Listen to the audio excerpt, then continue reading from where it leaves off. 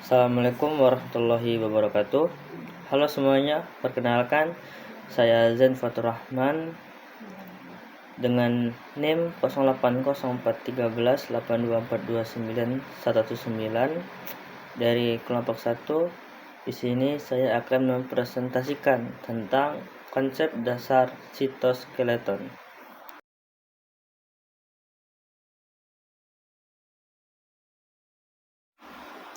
Sitoskeleton atau kerangka sel adalah jaringan berkas-berkas protein yang menyusun sitoplasma dalam sel.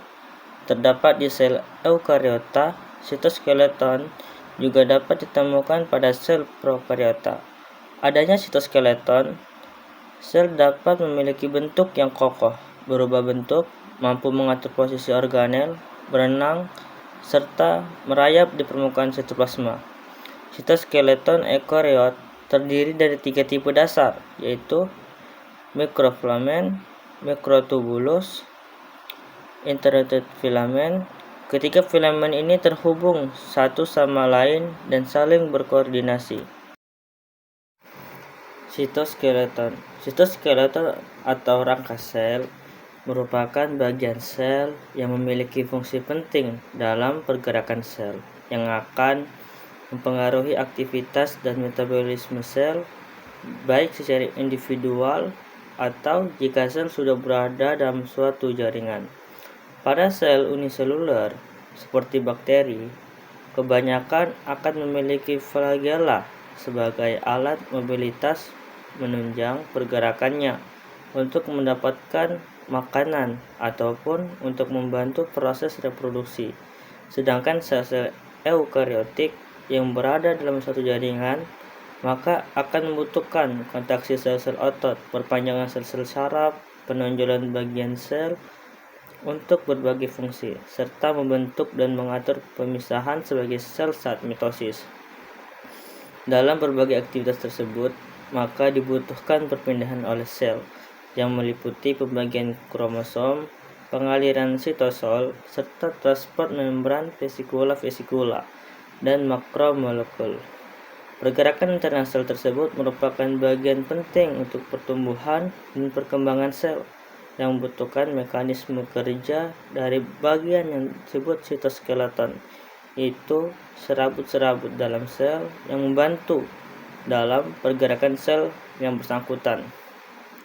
Sitoskeleton juga berperan penting dalam pengorganisasian struktur dan aktivitas sel, dengan fungsi terjelas adalah memberikan dukungan mekanisme sel dan mempertahankan bentuknya.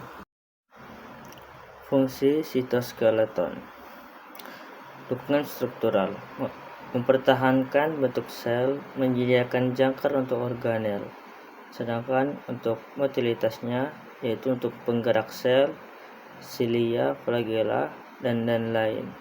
Dan untuk regulasi yaitu mengatur struktur dan aktivitas sel. Sitoskeleton membantu dan terlibat dalam berbagai jenis pergerakan sel yang mencakup perubahan tempat sel maupun pergerakan bagian sel yang lebih terbatas. Pergerakan tersebut umumnya membutuhkan interaksi sitoskeleton dengan protein yang disebut molekul protein motor, yang molekul tersebut terus juga menyebabkan sel otot berkontraksi. Misalnya adalah pergerakan silia dan flagellata. Aliran sitoplasma yang mensirkulasi materi dalam banyak sel tumbuh merupakan jenis gerak seluler yang disebabkan oleh komponen sitoskeleton. Struktur sitoskeleton: jaringan serat yang membentang ke seluruh sitoplasma. 3 serat protein utama, yaitu mikrotubulus, mikrofilamen, dan filamen intermediate. Dan ini contoh dari ukurannya. Bisa dilihat di gambar, itu sitoskeleton eukariot. Untuk struktur mikrotubulus, itu tabung berongga yang kaku dan tidak dapat digerakkan. Diameternya itu 25 nanometer. Untuk subunitnya tubulin, dimer dari alfa tubulin dan beta tubulin. Fungsi utama sebagai pendukung transport intraseluler organisel. ditemukan pada semua eukariota, lokasi seluler di sitoplasma. Untuk filamen intermediate, strukturnya itu filamen liat yang fleksibel dan dapat digerakkan, diameternya 10-12 nanometer, subunitnya kurang dari 70 jenis protein, fungsinya sebagai pendukung, ditemukan pada hewan, dan lokasi seluler pada sitoplasma nukleus. Mikrofilamen strukturnya fleksibel, tidak dapat diregangkan, diameternya 8 nanometer, subunit diaktin, fungsi utama motilitas dan kontraksi, ditemukan pada semua eukariota, lokasinya di sitoplasma. Filamen sitoskeleton. Seluruh filamen sitoskeleton adalah polimer yang panjang dari subunit-subunit protein. Pengaturan kerjasama serta sitoskeleton secara bersama-sama antar polimer atau secara mandiri, atau akan mengontrol bentuk sel. Pada banyak sel, keberadaan sitoskeleton cenderung stabil, tetapi pada sel yang lain, bentuk akan mengalami perubahan secara terus-menerus.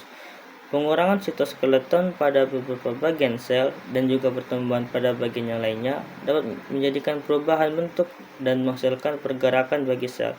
Misalkan, sel dapat mengirimkan keluar suatu bahan menuju ke permukaan sel atau kepada sel yang lain, dan kemudian menarik kembali badan sel dari yang lain. Pada akhirnya, sel dapat berpindah rata-rata pada jarak 20 nanometer per detik.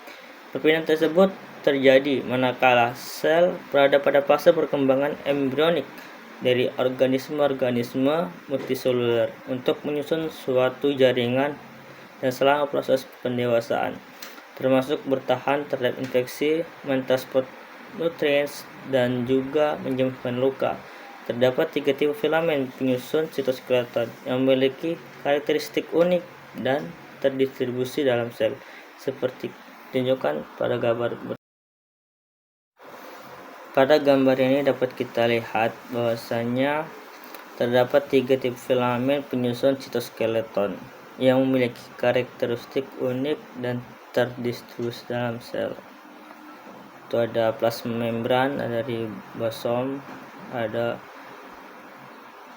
endoplasmic reticulum, mikrofilamen, intermediate filamen, mikrotubul, dan mitokondria. Gambar menunjukkan tipe sitoskeleton pada sel yang sama, yaitu kultur sel fibroblast.